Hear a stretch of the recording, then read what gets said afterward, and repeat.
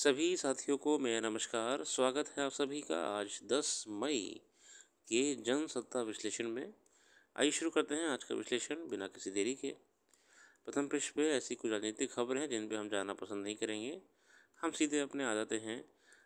एक छोटी सी खबर संदेश खली को लेके है, जहाँ पे राष्ट्रीय महिला आयोग ने चुनाव इलेक्शन कमीशन को लिख के दिया है कि आप कृपया ये ध्यान रखें कि कहीं वहाँ पे जबरन महिलाओं से उनकी रपट वापस तो नहीं मंगाई जा रही है, जिन महिलाओं ने शिकायत करी थी।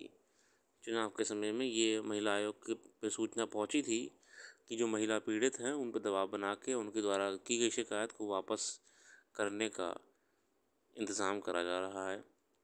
अगली रपट है लेख है मलेरिया से मुक्ति की मुश्किलें।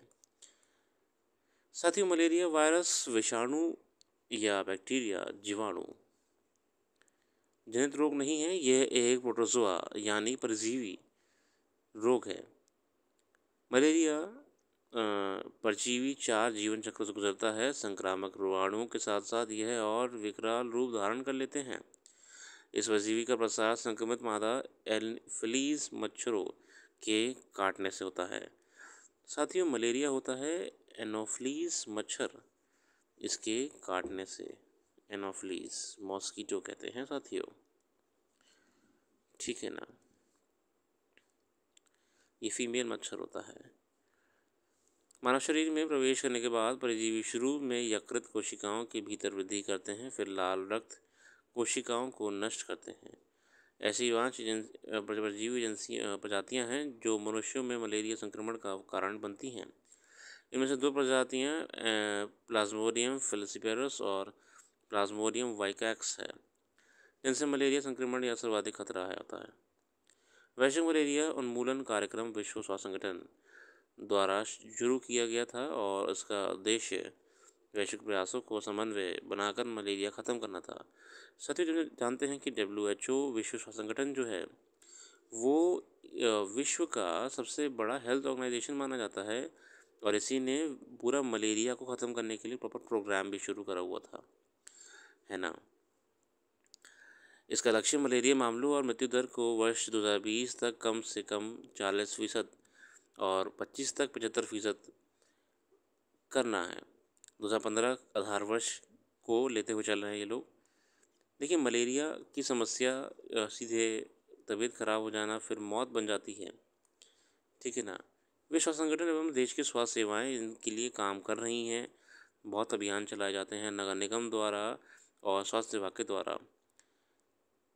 यूरोपीय संघ के औषधि नियामक ने 2015 में यह कहते हुए इसे मंजूरी दी थी कि इसके जोखिमों की तुलना में लाभ काफ़ी अधिक हैं। ये बेसिकली हम बात कर रहे हैं टीके के बारे में, है ना।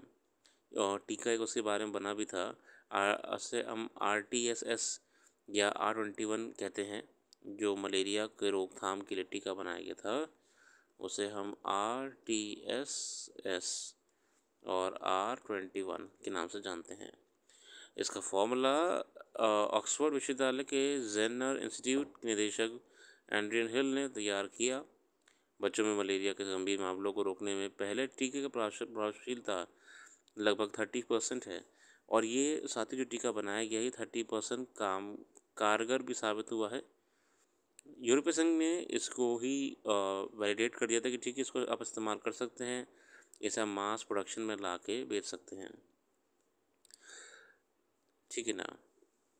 RTS का उद्देश्य मलेरिया मच्छर के काटने से मानव रक्त प्रवाह में इसके प्रवेश करने और यकृत कोशिकाओं को संक्रमित करने के पहले चरण से ही बचाव के लिए प्रतिरक्षा प्रणाली तैयार करना है।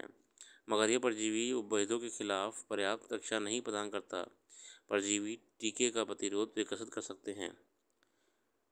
टीके का प्रयोग असुविधाजनक माना गया है, क्योंकि एक बच्चे में 2 साल की उम्र से पहले 4 टीके लगते हैं, जो अधिकांश अन्य बीमारियों के लिए नियमित टीकों की तय अवधि से मेल नहीं खाते। अच्छा, ये भी कहा जा रहा है कि ऑलरेडी बच्चे की जो उम्र होती है उस हिसाब से जो नेशनल इम्यूनाइजेशन प्रोग्राम है, 4 टीके वैसे ही लग रहे हैं, उस हिसाब से को टीका लाना भी सेहत के लिए कहीं ना कहीं प्रभावी रहेगा। हालांकि इससे ज़्यादा इसके फ़ायदे हैं। अभी ये लगभग डेवलपमेंट स्टेज भी चल रहा है। मलेरिया के चारों जीवन चक्र बेहद बेहद अलग हैं और इसमें निपटने के लिए अलग अलग पैथोजेंस की आवश्यकता होती है, एंटीबॉडीज़ का निर्माण होता है वगैरह वगैरह। हालांकि भारत में R21 टीके की लाखों खुराक भंडार करके रखी हुई हैं। इसकी तुलना में अगर देखें तो ऑक्सफोर्ड और एस्ट्राजेनेका कोरोना रोधी टीके को 20 के नए साल के पूर्व संध्या पर मंजूरी दी गई थी और झटपट अगले ही सप्ताह कई देश में इसका इस्तेमाल शुरू हो गया था। देखते हैं साथियों, मलेरिया को कैसे कम करने में सरकार प्रयास करेगी। अगला लेख है भ्रष्टाचार का रोग। इस लेख में बात करी गई है, इसमें बड़ी विडम्बना क्या होगी कि अस्पताल जैसी जगह पर लोग अपनी जिस गंभीर बीमारी का इलाज कराने, जान बचाने की भूख में जाते हैं, वहाँ उन्हें कर्मचारियों लेकर खुद कुछ चिकित्सक तक उनकी सेहत की कोई बार दांव पर लगा देती है। सीबीआई ने छानबीन के बाद दिल्ली के राम मनोहर लोहिया अस्पताल में चल रहे जिस भ्रष्टाचार का खुलासा किया है वे बेहद चिंताजनक है। गौरतलब है कि अस्पताल को 2 चिकित्सकों सहित 11 लोगों को गिरफ्तार किया गया है, जो एक और रिश्वत के बदले वहां कुछ खास कंपनियों के उत्पाद के कारोबार को बढ़ावा दे रहे थे। वहीं मरीजों पर भर्ती होने के लिए पैसे भी लिए जाते थे। अंदाज़ा ऐसे लगा सकता है कि खबरों के मुताबिक किसी गर्भवती के परिजन जब तक रिश्वत की रकम नहीं चुकाते हैं तब तक उन्हें वार्ड में जगह नहीं दी जाती है। दुखद है साथियों ये खबर। हैरानी की बात यह है कि देश की राजधानी में सबसे अहम मानने जाने वाले अस्पताल में ऐसी घटनाएं हो रही हैं। ये छिपा नहीं है कि कई बार मरीजों को कुछ डॉक्टर गैर ज़रूरी दवाएं लाने के लिए सलाह भी देते हैं। दवा या चिकित्सा उपकरणों के कारोबार को बढ़ावा देने के लिए उनको फ़ायदा दिया जाता है। दुखद है साथियों, मेडिकल साइंस जैसे पवित्र फील्ड में अगर इस हद तक डॉक्टर गिर जाएंगे तो सम्मान ही ख़त्म हो जाएगा। बाकी देखिए, व्यापार तो हर क्षेत्र में होता है, मगर कुछ क्षेत्र ऐसे होते हैं जिनको ईमानदारी से ही कार्य करना चाहिए। अगला लेख है लापरवाही की आग। ये उत्तराखंड के जंगलों में लग रही आग को लेके आप इसका अध्ययन खुद कर लीजिएगा, मैंने बाकी हाईलाइट कर दिया है आपके लिए।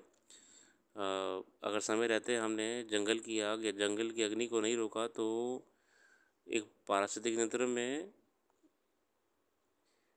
पूरी उथल पुथल देखी जा सकेगी। जानवर, पक्षी, पूरा तंत्र जो है पहाड़ों का, गर्मी से ग्लेशियर पिघलने का, पूरा डिस्टर्ब हो जाएगा। देखते हैं कैसे मौसम की गर्मी को कम होते होते यह तंत्र बच जाए, वरना पहाड़ों पे अगर इस हद तक गर्मी होगी, देखिए आग जलेगी तो गर्मी वैसे भी होगी ना, वो ऊपर की बर्फ़ पिघला देगी। ग्लेशियर्स को पिघलने का ज़्यादा गति मिल जाएगी, जल्दी पिघलेंगे ग्लेशियर्स। चलिए आगे देखते हैं। बाकी आज के लिए रखते हैं। जो भी करंट अफेयर्स यहाँ पर डिस्कस नहीं करी है, वेबसाइट पे देख लीजिएगा, हमारे डिस्क्रिप्शन मौजूद है लिंक वेबसाइट के लिए। अपना कीमती समय देने के लिए बहुत बहुत धन्यवाद।